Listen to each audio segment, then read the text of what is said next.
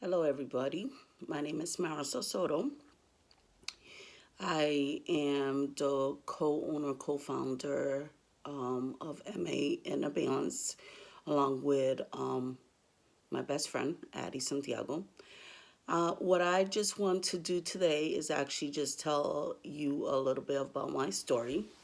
Um, let's see how we're going to start this. Let's just start with the beginning because I believe if you're going to actually partake in following us and also, liking us and sharing our message, which is all about positive affirmation and empowerment to other women.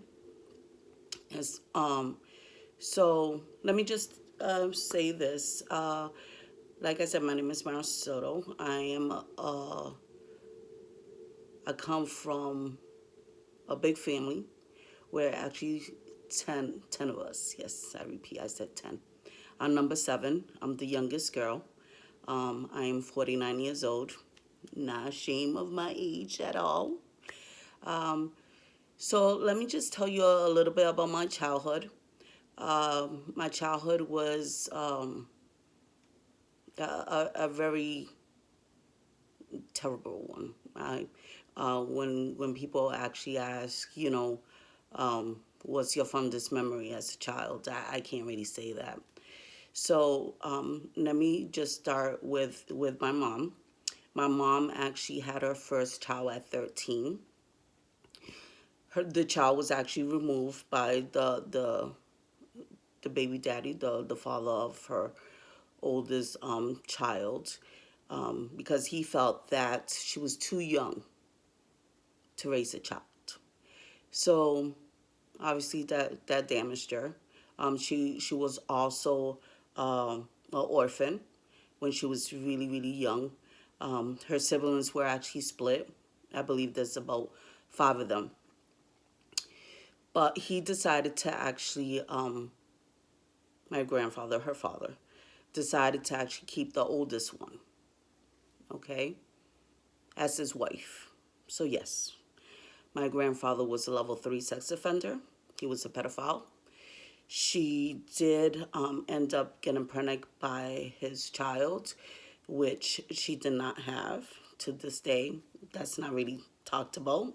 Um, and by the way, I come from, I'm Latina, Puerto Rican, half Puerto Rican, half Dominican. So as we know, and especially in this culture, I can only speak for my culture, from my experience. There's a lot of secrets. Um, they really don't like to talk about, domestic violence or sexual assault or anything like that. It's all about family. It's protecting the family, and what happens in the family, it stays in the family. You know.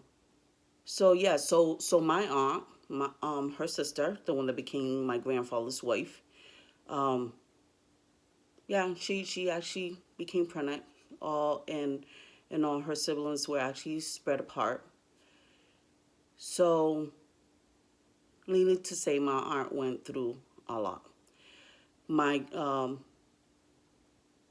Now this is in Puerto Rico in the country. Now people were noticing what was going on. Um,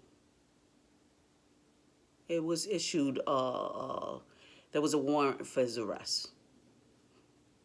He did do some time. He did escape. Now at this time, my mom had another child. Okay, by the time she was 14 years old, that was my sister. My sister underwent a lot of physical abuse as a child, um, on the hands of my mom. Um, by the time my mom was 27, she already had 7 kids. This is where I come from. Now, when she was 26, because of the severe domestic violence regarding, you know, in Puerto Rico, it says her husband because she has kids by him, but legally they were not married. So she fled to New York. There were 6 kids. She stood in a 2-bedroom apartment with her sister, which they got reunited. Her sister was married at that time, legally married, had one child. So imagine, single mother with 6 children coming to America, don't know the language. New York City, everybody knows how fast New York City is. So completely lost. So what does she do? She hooks up with a neighbor's brother. One night stand. Guess what? Here comes me. So she becomes pregnant. She knows she's pregnant. So her sister, the one that became the wife of her dad, they decide to get an abortion. So back in the day, because it was what it was, they used to try to do abortions with coat hangers, which it was, yeah, go up there with a coat hanger, not sterilized or anything like that, and drink a hot malta, which, if you do not know what malta is a malt beverage that Puerto Ricans love. Most Puerto Ricans. If you don't like malta, there's something wrong with you, the way we look at it. So yeah, but guess what? No, I was determined to be born. So yeah, so I was born. At that time when I was born, my grandfather, because they were looking for him in Puerto Rico, he escaped prison, and his head, they wanted his head in a platter. So my mother decided when she got her own place to have her dad just move in. So imagine, she has 7 kids with a pedophile. Oh man, that was Candyland for him. Candyland. So needless to say, he had a ball with all of us, even with myself in diapers. Okay, he he he was in heaven, really in heaven. So, anyways, as an adult, I asked my mom, if you knew this about your father, why would you let your father come live with your kids, knowing what he's capable of? Her response, it was, well, he's my dad. And I felt bad that he had no other place to go.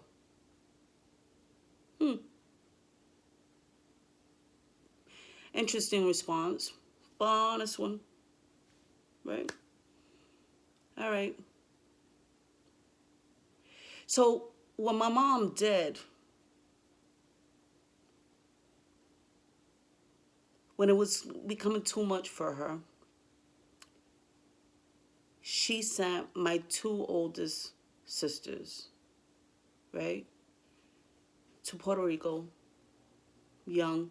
They were probably like, I want to say 9, 10. My sisters could correct me on this. By themselves in a plane. And I sent them to Puerto Rico to their biological father. Now, this man had no idea that his children were coming. No idea. Now, where we're from, we're from Guamo, Pamareo Arriba, in La Vega, which means is country. When I say country, it's country, okay? There's no local stores. It's just literally jungle, literally. 2 little girls in an airport, okay, with a tag, with an address. So the whole thing is they end up going inside a cab with a total stranger. And the way my sister tells me, it was like it was just God. God was actually protecting them through the whole way. This man, the cab driver, took them to the place, which we live actually like in a dead end. That's no light pole. That's nothing.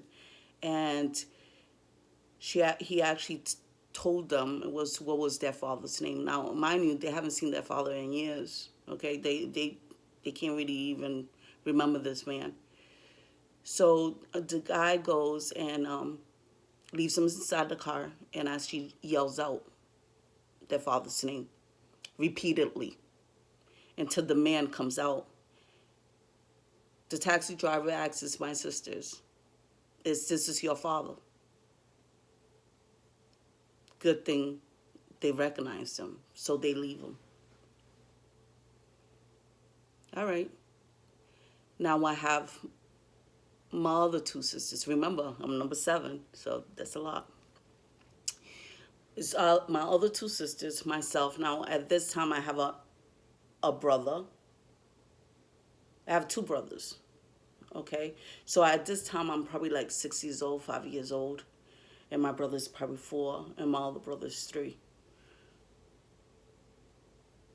I don't know how long it took, but she decided to send out now my other two sisters the same way. I think my sister that comes ahead of me. So if I'm 5, she must have been like probably 7 years old. With my other sister, which probably was like 9 years old. She sends them the same way with a little tag to the airport. At that time, there was no, how you call that, airport chaperone or stuff like that. So imagine how scared, right? How scared my sisters been. Now at this time, they were all sexually molested, all of them. No therapy, no talking about it. Okay.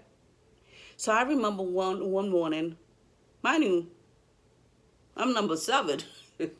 I have my sisters, that were protecting me, to the best of their ability, you know. So one morning I wake up and my sisters are gone. Again, there was no talking about it, no nothing. My sisters are gone. So now I'm the oldest one. I'm the oldest one. So it's me and my other two brothers, right? Now this is we were living in Florida at that time. So my mom decides to actually leave the father of my other two brothers, which I thought it was my dad. So this man, I give him so much respect because when he met my mother, she was carrying me, and he decided that he was going to actually own me. So that's why my last name is Soto. Do I know my biological father? I have no idea. She has no recognition of his name. Um, really, it's one night stand. I have no idea. So anyway, so anybody that knows me, I take I'm very proudful of my last name Soto, because that was for the first time I believed that a man could be a good man. You know what I'm saying? Without no bad intentions. A man that could actually just say, you know what, I'm gonna take this responsibility. And I remember any I remember this man was so kind to me. I was young, but I could really, really remember that he was so good. She decides to break up with him. So it's me and my two other brothers. Now I'm the oldest one. I developed one of the characteristic as a protector. These are my brothers. I'm the oldest one right now.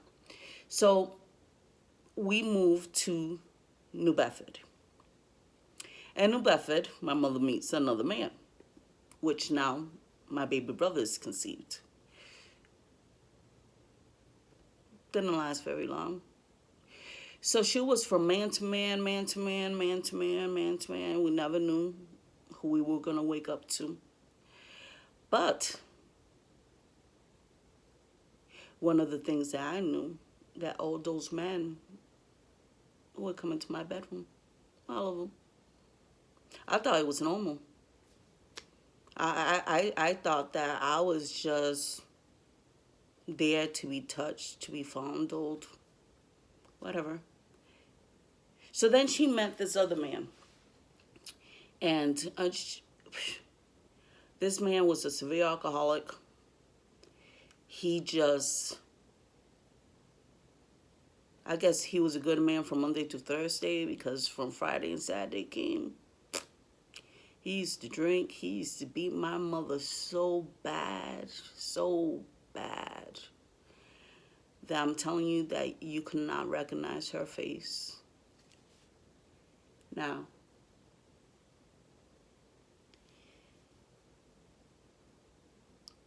as a child, seeing that, and you can hear your mother's screams, and you can't do nothing about it but protect your brothers. I was the one that used to run, because at that time you had a landline. I'd be one to be calling the cops all the time. I'd be the one running across the street in my little pajamas in a snowstorm to a corner store, so the cops could come and help my mom. It does some serious damage to a child. Now, at this particular moment, not only that she was getting her ass beat, but I was not her number one child. Or her frustration, or her aggravation, if she couldn't pay a bill, if she, I don't know, she didn't get laid. I don't know what's the issue. I mean, she was really verbally abusive. Um, from all 10 kids, people always say I'm the one that looks the most like her. And throughout my life, I always say, I am not my mother's daughter. I'm not my mother's daughter. We may look alike, but I'll be damned if I'm going to be allowing anybody to treat me that way. Anybody. So,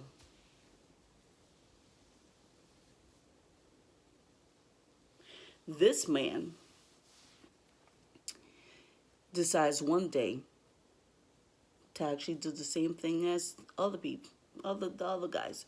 So I go and I go and I said, maybe as a child, right? I said, maybe at this time I'm probably like 7.5, 8 years old. I said, maybe, all this thing is happening because I'm not communicating this stuff with my mom. Now, mind you, my mom only speaks Spanish.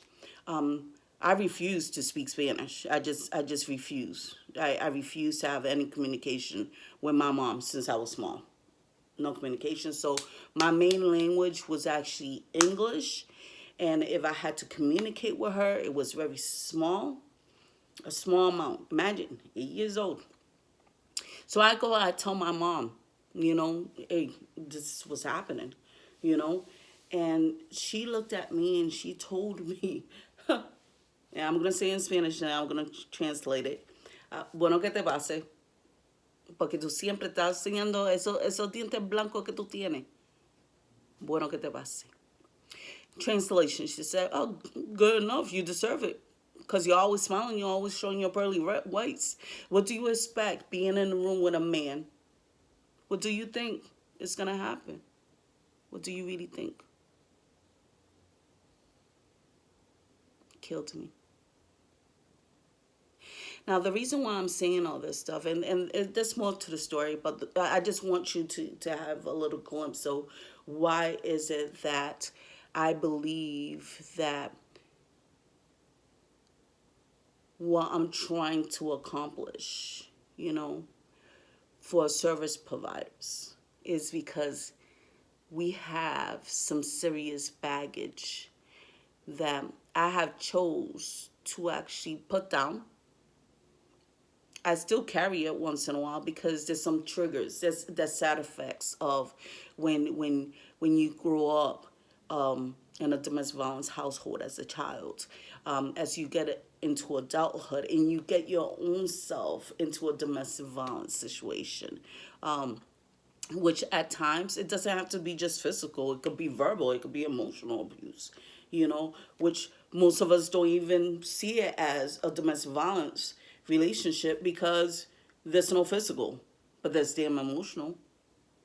There could probably be some sexual, at times that you don't want to. The person's not respecting, you know what I'm saying, your nose. They look at you that they, because you're their girl, their wife, or whatever it may be. That is your need as a wife, especially in our culture. You know what I'm saying? You need to give it up. That is a form of sexual abuse. But anywho, the whole thing about it is when we are drawn to our profession. I've been a domestic violence sexual assault counselor for almost 20 years. I've done a lot of presentation and education, educating the public. Anybody that serves humans. We need to know this. We need to know the side effects of this and why certain people do certain things and why they tolerate certain things. It's the side effects of their upbringing, of their exposure to their life. It's the side effects. But if we don't talk about it, we're just gonna think that it's normal, but it's not right. So to me, as a service provider, we do so much to help other people, but yet I have spoken to thousands and thousands of service providers that were feeling the same way that I was. It's like, okay, I have my own issues that, trust me and believe me, I have worked very, very hard, and ironing out these kinks of my life. Extremely hard, especially with my higher power, because I can't do this by myself. I can't just say, oh my God, I have gone to the stage in my life because me. No, no. Trust me, I've sat with myself time and time again and say, Marisol, what's going on? Why are you acting the way you acting? Why are you feeling the certain way that you've been feeling? You know why? Because you know what? By 8 years old, I was homicidal and suicidal. The person that I wanted to kill was my mom. That was the person that I wanted to kill because I couldn't understand for the life of me in my little beautiful mind, for the life of me, that if you are my mom, you're supposed to protect me and you're not doing absolutely nothing about this. I started doing mirror work. So I was like 6 years old, looking at myself in the mirror when my mother used to tell me, go take a shower. I used to sit there in front of the mirror, talking to God and tell him what was going on. I don't understand. All I want to do is practice love. All I want to do is love people. All I want to do, I love animals. I love plants. A child. And I still do. I love people. I love nature. I think love conquers all. But one of the things is that I want service providers to be heard, because they're doing the job that they do because they're passionate about it. They want to help people. But who is there to help them? Really? Who, where? Where do they go? So anyways, the whole, and trust me, I could go on and on and on. There's already 23 minutes here, and I thank you if you took the time to actually listen to me. But one of the things that I really want to accomplish is I want service providers to be able to go to a place that they could actually just talk, and have fun at the same time, and I the way I vision something, the way I envision it is actually an empowerment group, a group where you could go in there and you could recharge, because especially as women, we have so many roles. We have so many roles that by the time it comes to us, we tired. I remember going home. I was so tired by talking to everybody and anybody that, guess what? I didn't want to talk to my husband. I didn't want to talk to my kids. I didn't want to talk to nobody. Like literally nobody. I just wanted to go into my room. All right? Be real. Netflix is my best friend. Watch a movie. I want to downtown. That's it. Shut myself off. That's the only way I need to recharge. But obviously, there's other ways to recharge, There's other ways. And I want to be here to help you recharge. Okay? So, I'm making this YouTube video. Addie will probably do hers whenever she's ready. But I just wanted to let you know who's Marisol Soto, okay? What does MA in a balance represent? It's all about helping the service providers, okay? And I have brought this up to a couple of the individuals, and for some reason, it's like, yeah, it's needed, but no one is doing nothing about it. So I'm here. I have any ideas that you guys may have. Hey, drop out some comments. Go on to my page in Facebook, which is again is MA Inner Balance. Okay, thank you. And I appreciate the time that you have taken. I'm sorry I was going to make it extremely short, but Addie knows I could talk. Okay, so if you want to hear more about my story, go ahead. I'm available to do presentations. So I am a motivator,